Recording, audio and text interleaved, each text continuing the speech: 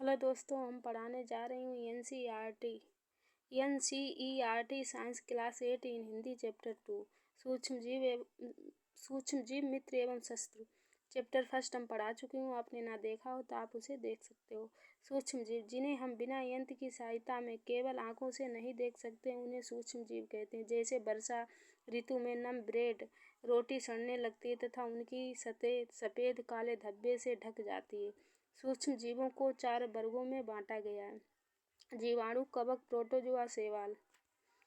विषाणु, वायरस ये भी सूक्ष्म जीव हैं, परंतु वे अन्य सूक्ष्म जीवों से भिन्न हैं। वे केवल परपोषी में ही गुणन करते हैं, अर्थात जीवाणु पौधे अथवा जंतु कोशिकाओं में गुणन करते हैं। कुछ सामान्य रोग जैसे जुखाम, इन्फ्लुएंजा, फ्लू एवं अतिसार खांसी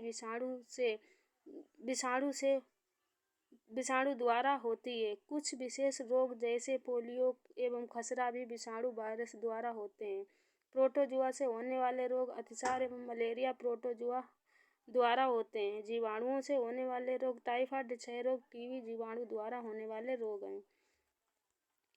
सूक्ष्म जीव कहाँ रहते हैं? सूक्ष्म जीव एक कोशिकीय हो सकते हैं, जैसे जीवाणु, कुछ शैवाल एवं प्रोटोजोआ, अथवा बहुकोशिकीय, जैसे कि कई शैवाल एवं कवक। यह बर्फीले, शीत से उष्ण, गर्म स्रोतों तक हर प्रकार की परिस्थिति में जीवित रहते हैं।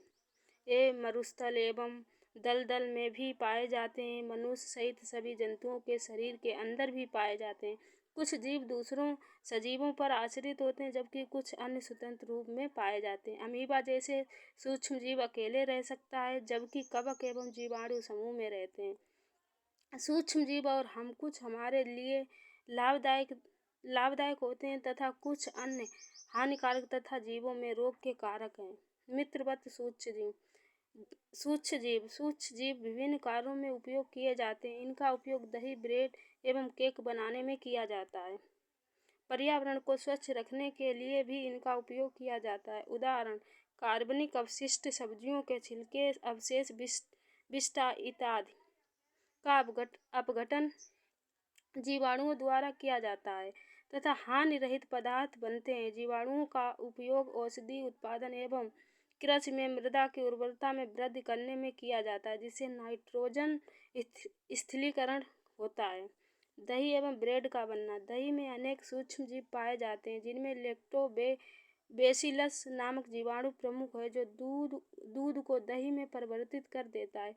जीवाणु पनीर, चीज, अचार एवं अनेक खाद्य पदार्थों के उत्पादन में सहायक है। रवा, इडली, भटूरे का एक महत्वपूर्ण संगठक दही है। ईस्ट तीव्रता से जनन करके श्वसन के दौरान कार्बन डाइऑक्साइड उत्पादित करते हैं, जैसे कि बुलबुले खमीर वाले मैदे आयतन बढ़ा देते हैं। ये बेकिंग उद्योग में ईस्ट के उपयोग का आधार है, जिसमें ब्रेड, पेस्ट्री एवं केक बनाए जाते हैं। सूक्ष्म जीव एवं वाणिज्यिक उपयोग।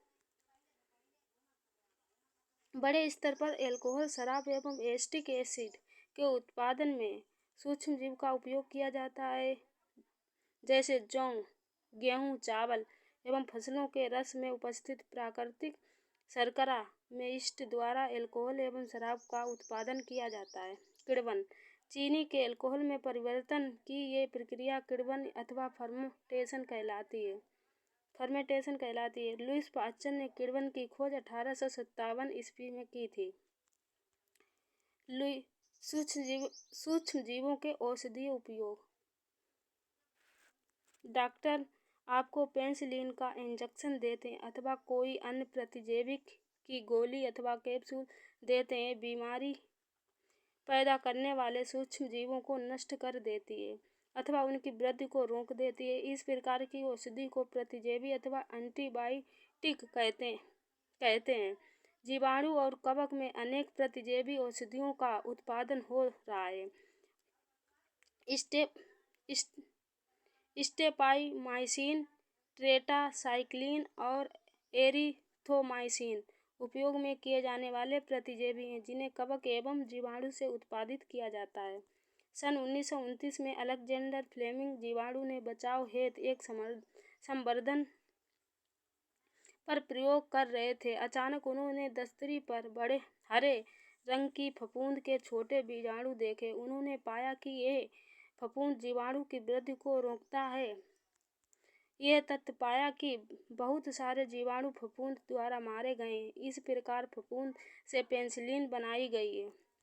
ध्यान रखना चाहिए कि डॉक्टर की सलाह पर ही प्रतिजेबी की दवाई लेनी चाहिए तथा उस पर दवा का कोर्स भी पूरा करना चाहिए। यदि आप प्रतिजेबी उस समय लेंगे जब आपको उसकी आवश्यकता नहीं है, तो अगली बार जब आप बीमार होंगे और आपको प्रतिजेबी की आवश्यकता होगी तो वह उतनी प्रभावी नहीं होगी। इसके अतिरिक्त अनावश्यक रूप से ली गई प्रतिजेबी शरीर में उपस्थित उपयोगी जीवाणुओं भी नष्ट कर देती है।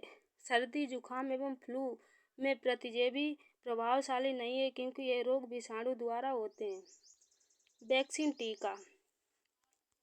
जब रोग कारक सूक्ष्मजीव हमारे शरीर में प्रवेश करते हैं तो उनसे लड़ने के लिए हमारा शरीर प्रतिरक्षी उत्पन्न करता है। यदि मृत अथवा निष्क्रिय सूक्ष्मजीवों को स्वस्थ व्यक्ति के शरीर में प्रविष्ट कराया जाए तो शरीर की कोशिकाएं उसी के अनुसार लड़ने के लिए प्रतिरक्षी उत्पन्न करके रोग कारकों को नष्ट कर देती हैं।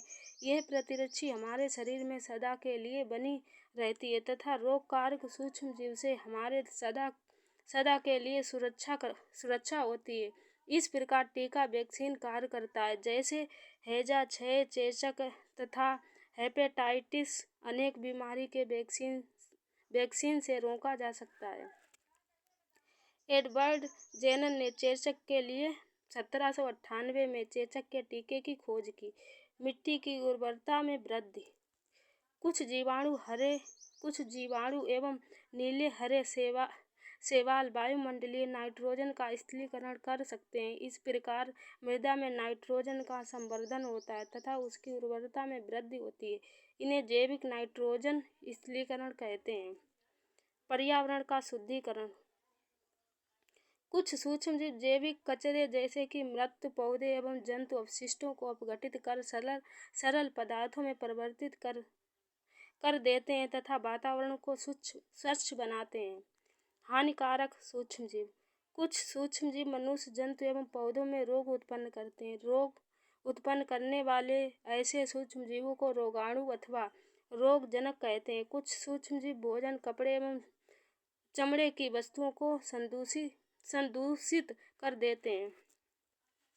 मनुष्य में रोग कारक सूक्ष्मजीव। मनुष्य में रोग उत्पन्न करने वाले सूक्ष्मजीव श्वास द्वारा, पेय जल एवं भोजन द्वारा हमारे शरीर में प्रवेश करते हैं। संक्रमित व्यक्ति अथवा जंतु के सीधे संपर्क में आने पर भी रोग का संचारण हो सकता है। सूक्ष्मजीव द्वारा होने वाले ऐसे रोग को संक्रमित व्यक्ति से स्वस्थ व्यक्ति में वायु, जल, भोजन अथवा कायिक संपर्क द्वारा फैलते हैं। संचरणीय रोग कहते हैं, जैसे हैजा, सर्दी, जुखाम, चिकन पॉक्स एवं क्षय रोग। जब कोई जुखाम से